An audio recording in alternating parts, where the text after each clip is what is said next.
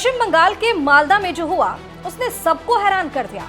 आलम यह रहा कि चीफ जस्टिस ऑफ इंडिया और कलकत्ता हाई कोर्ट के जज रात भर जागते रहे, घटना को लेकर परेशान रहे। लेकिन अब इस घटना के मास्टरमाइंड को दबोच लिया गया है, जिसके बाद हलचल तेज हो गई। इस स्टोरी में आपको बताएंगे कैसे दबोचा गया मालदा हिंसा का मास्टरमाइंड और अब मामले में किस तरह के खुलासे हो रहे हैं।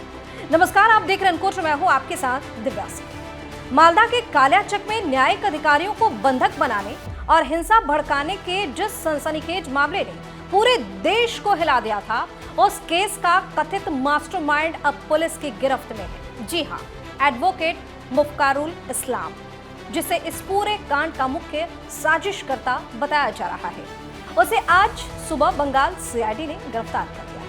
बताया जा रहा है कि मुफ्कारुल इस्लाम राज्य से भागने की फिराक में था। पुलिस को गुप्त सूचना मिली थी कि वह बागडोगरा एयरपोर्ट से फ्लाइट पकड़ने वाला है। बस फिर क्या था, पुलिस ने तुरंत जाल बिछाया और एयरपोर्ट परिसर से ही उसे दबोच लिया। अब जरा आपको बताते हैं कि आखिर ये शख्स है कौन। मुफ्कारुल इस्लाम कोई आम आदमी नहीं है। सोशल मीडिया पर इसकी जबरदस्त पकड़ है, करीब 30 लाख फॉलोअर्स। उत्तर दिनाजपुर का रहने वाला ये व्यक्ति 2021 में इटाहार विधानसभा सीट से एआईएमआईएम यानी कि जो ओवैसी की पार्टी है, उसके टिकट पर चुनाव भी लड़ चुका है। पुलिस के मुताबिक यह लंबे समय से सीएए, एनआरसी और हाल ही में मतदाता सूची शुद्धिकरण जैसे मुद्दों पर, खास तौर पर मुस्लिम समुदाय के बीच काफी सक्रिय और मुखर रहा है। हालांकि 2025 में पार्टी के अंदर बदलाव के बाद इसकी राजनीतिक सक्रियता कुछ कम हो गई, ऐसी खबरें सामने आई।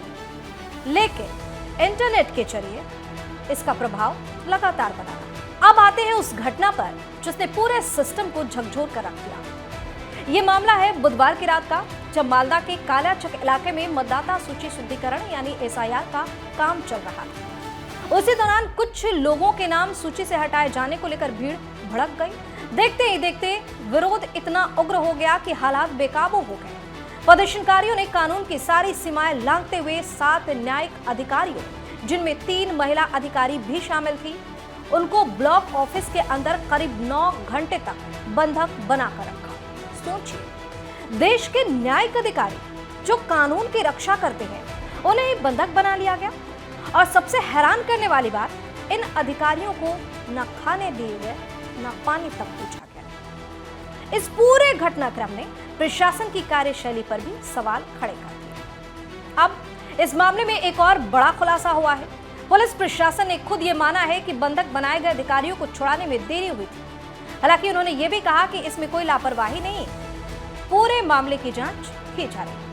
सुरक्षा को देखते हुए अब सभी न्यायिक अधिकारियों को केंद्रीय सशस्त्र पुलिस बल यानी सीएपीएफ की सुरक्षा देती है। इस केस में अब तक पुलिस 35 लोगों को गिरफ्तार कर चुकी है। जांच में सामने आया है कि कई आरोपियों के तार आईएसएफ और एआईएमआईएम जैसे राजनीतिक दलों से जुड़े हो सकते हैं। इसमें मोथाबारी से आईएसएफ के उम्मीदवार मौलाना शाहजहां अली और उनके सहयोगी भी शामिल हैं, जिन्हें पहले ही 10 दिन की पुलिस रिमांड पर जेल भेजा जा चुका है। मामला अब सिर्फ राज्य तक सीमित नहीं रहा, बल्कि राष्ट्रीय स्तर तक पहुंच चुका है। सुप्रीम कोर्ट ने इस घटना पर कड़ी नाराजगी जताई और इसे न्याय प्रशासन में बाधा डालने की एक गंभीर और ढीठ कोशिश बताया।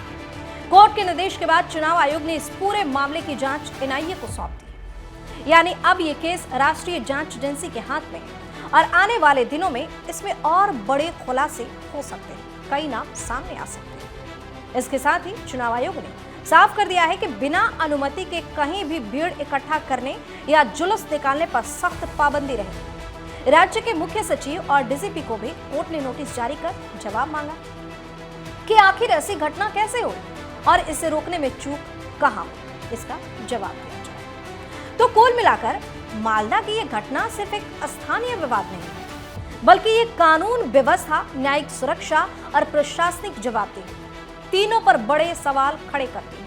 अब नजरें एनआईए की जांच पर टिकी है। क्या इस साजिश के पीछे कोई बड़ा नेटवर्क है? क्या राजनीतिक कनेक्शन और गहराई तक जाएंगे? और सबसे बड़ा सवाल, क्या भविष्य में ऐसी घटनाओं को रोका जा सकेगा? आप अपनी राय हमें कमेंट करके जवाब। चैनल को सब्सक्राइब करें, वीडियो को लाइक और शेयर जरूर करें। बहुत बहुत धन्यवाद।